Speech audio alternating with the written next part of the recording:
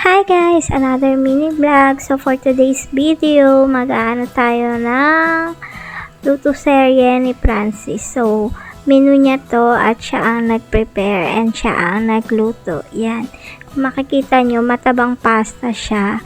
And then nilalagay niya ng giniling sa loob.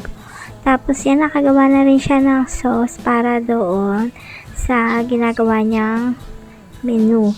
So, sinabi niya sa akin yung pangalan pero as usual, mahirap bigkasin kasi French. Tapos, ayan, nalagyan niya na lahat ng mga pasta ng giniling sa loob. So, nilagay niya na sa Pyrex at nilagyan niya na yung sauce. Tapos, nilalagyan niya na ng fromage o cheese. Sorry. Ayan, nilalagyan niya ng cheese. And then, after niyan, ilalagay niya na sa oven para lutuin na. And then ayan, nasa oven na, and parang sinet niya yata yung oven ng 15 minutes lang yata. Then after nyan, ayan na, luto na, kainan na. Thank you for watching.